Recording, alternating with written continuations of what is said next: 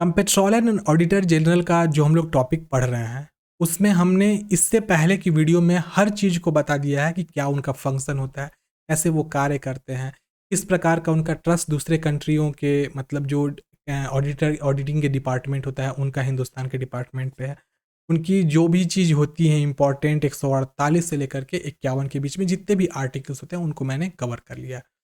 अभी वाली short video में मैं आपको कुछ चीज़ ऐसी बताने वाला हूँ जो चीज़ों को आप इस प्रीवियस वीडियो में नहीं समझ सके थे।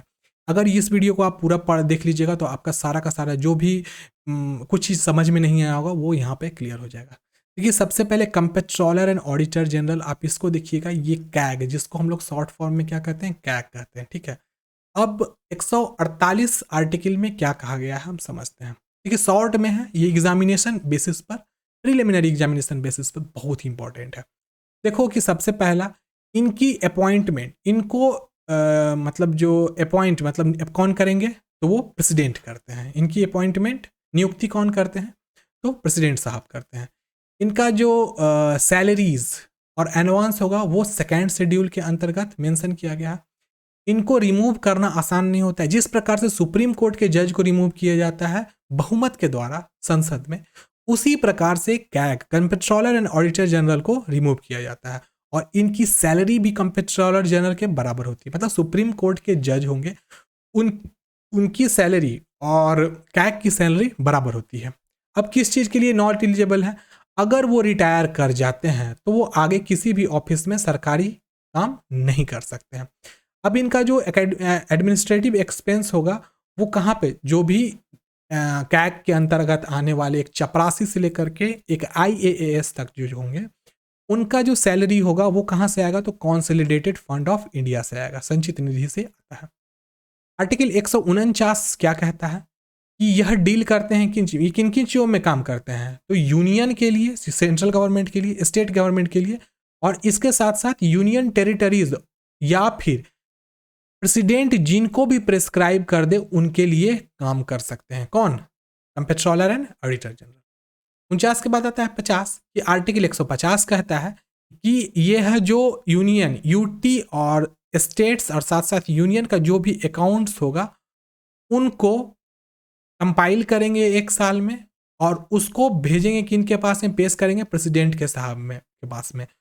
और याद रखिएगा यह उनके एडवाइस पे भी हो सकता है और जरूरत पड़ने पर हर साल के अंत में करना मैंडेटरी है। आर्टिकल 151 क्या कहता है तो आर्टिकल 151 कहता है कि जो प्रेसिडेंट होंगे lays each house of parliament submitted union audit report जो होगी वो प्रेसिडेंट साहब के पास ईच हाउस में प्रेसिडेंट साहब पेश करेंगे। इस चीज़ को हम लोग इधर से देखते हैं, जो यूनियन के पास ऑडिट रिपोर्ट जाएगी उसको सबमिट करना होगा प्रेसिडेंट के पास और प्रेसिडेंट साहब उसको जो भी हमारा मतलब जो अपर हाउस है वो और जो लोअर हाउस है वो, तब जो लोकसभा है वो, ध्यान रखिएगा लोकसभा और जो राज्यसभा है वो दोनों जगह पे प्रेसिडेंट साहब ही उसको पेश करेंगे। और अगर स्टेट में अगर जाती है तो अगर स्टेट वाले को सबमिट करेंगे तो स्टेट सबमिट करेंगे किसके पास, गवर्नर के पास, और गवर्नर उसको कहाँ पे पेश करेगी, स्टेट लेजिस्लेचर के पास।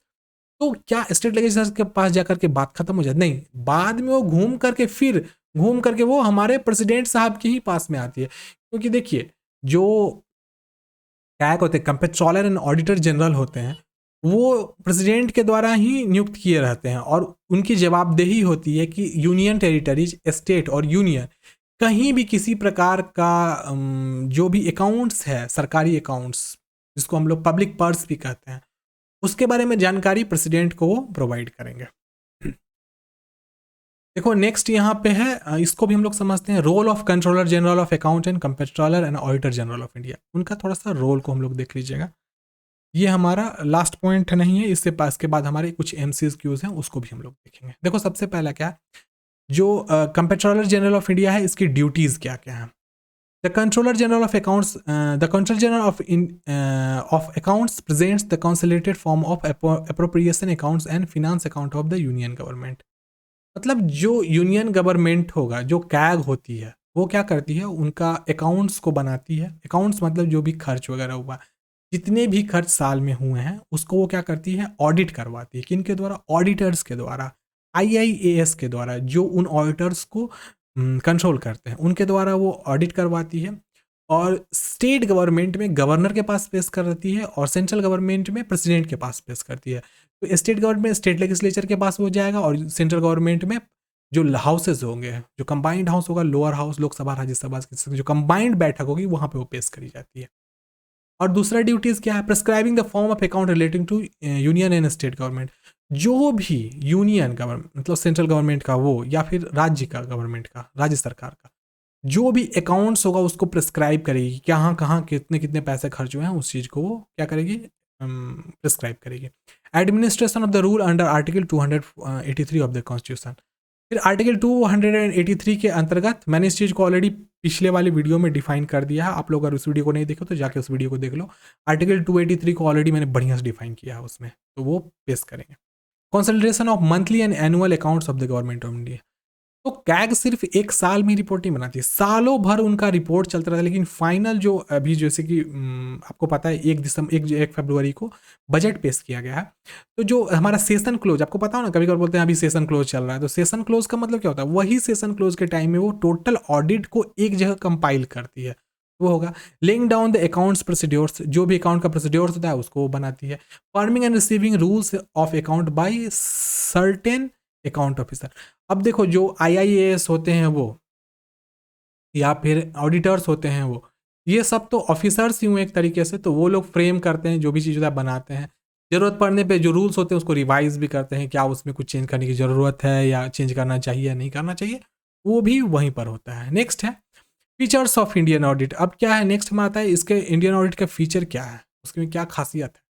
तो audit of government of India as well as the state government of interest to the CAG of India. देखो ये एक बहुत बड़ा भरोसा दिलाता है। देखो ऐसा ही नहीं ना हम पैसा क्या खर्च हुआ। अब देखो जैसे कि अब जस्ट एक एग्जांपल के रूप में लीजिए, आपका एक दुकान है, आपके दुकान में दिन भर क्या पैसे खर्च हुए हैं, ये कहाँ पे एक जो रिसिप्ट होता है, रिसिप्ट फॉर्म होता है, उसमें आपको सब कुछ एक खाता में आप लोग बनाते हो। तो वो आप किसी को भी तो नहीं ना दे सकते हो कि आप चेक करो, वो व्यक्ति चेक करता है जो भरोसे वाला। तो ये उसके भरोसा को बताता है कि इंडियन ऑडिट जो सिस्टम है वो कितना ज़्यादा भरोसेमंद है, कि उसको एक स्वतंत्र इकाई ही बना दिया गया है कि वो अपने तरीके से किसी प्रकार का ऑडिट कर सकता है। सरकारी PSU PPP हर जगह वो चाहे तो अपने तरीके से ऑडिट कर सकता है। नेक्स्ट है the CAG acts an aid to legislature to exercise controlling में पब्लिक फाइनेंस। और देखो हमारे टैक्स जितने भी टैक्स होते हैं, इनकम टैक्स, कस्टम्स हुआ, रेवेन्यू हुआ, GST हुआ, 1000 तरीके के टैक्स है हिंदुस्तान में, याद रखिएगा। 1000 नहीं है, मैं एक एग्जांपल बोल रहा हूँ, बहुत तरीके के हैं, ठीक है। तो उसमें जो भी वो पैसे हैं वो पब्लिक का पैसा है, वो किस प्रकार से होगा, वो कहाँ जाएगा, उस चीज़ को कैग ही एक्ट करेगी, वही बताएगी। मतलब सॉरी कह रहा हूँ बताइए, वो उस चीज़ पे नज़र रखता है। The audit is mainly concern with the legal and technical aspect of the expenditure. जो भी ऑडिट होगा वो लीगली होगा और टेक्निकल एस्पेक्ट से होगा, वैसे लोगों के द्वारा किया जाएगा जो लोग ऑडिट करने में स्पेशलाइज्ड होते हैं, उन्हीं के द्वारा होता है। अब देखो नेक्स्ट आता है हमारा ऑडिट रिपोर्ट। क्या होता है, ये कहाँ कहाँ पे ऑडिट रिपोर्ट है, फाइनेंशियली इरेगुलरिटीज़। अब ऐसा तो होता नहीं है, अगर ऐसा होने लगे मैं आपको बताता हूँ। जो भी इरेगुलरिटीज़ आती है किसी भी, जैसे कि एक एग्जांपल में ले, अभी जो केस आया था आपको बताता हूँ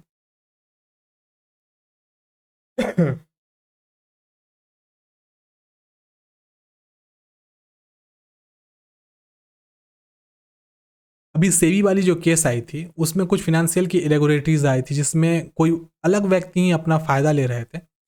उसी के कारण क्या हुआ था कि इरेगुलरिटीज़ आई थी, और इरेगुलरिटीज़ इस प्रकार की आ गई थी कि उसको मतलब सेबी को कैग के द्वारा ऑडिट कराना पड़ा था, स्पेशली दूसरे कंट्री से बुला करके ऑडिटर्स को। Excess of expenditure over grant sections by the parliament. अब पार्लियामेंट ने ग्रांट सेक्शन किया है 100 करोड़ खर्च करना, अब 120 करोड़ खर्च हो गया। अभी बता रहा हूँ 10 या 12 करोड़ रुपया खर्च होना था, 10 या 12 नहीं, 100 करोड़ के करीब खर्च होना था। कुछ ऐसा केस आया था, अभी मेरे दिमाग से उतर रहा है, जिसमें पार्लियामेंट बनना था, नया बिल्डिंग पार्लियामेंट की बन रही है, तो उसमें एक्स्ट्रा खर्च हो गया था, तो उस पर भी रिपोर्ट वगैरह तैयार करी गई थी कैग के ही द्वारा। ओवर एंड अंडर बजटिंग, अगर बजटिंग हो रही है, ओवर बजट हो गया, तो उसके लिए भी जवाबदेही रिपोर्ट बनाएंगे कौन, कैग बनाएंगे।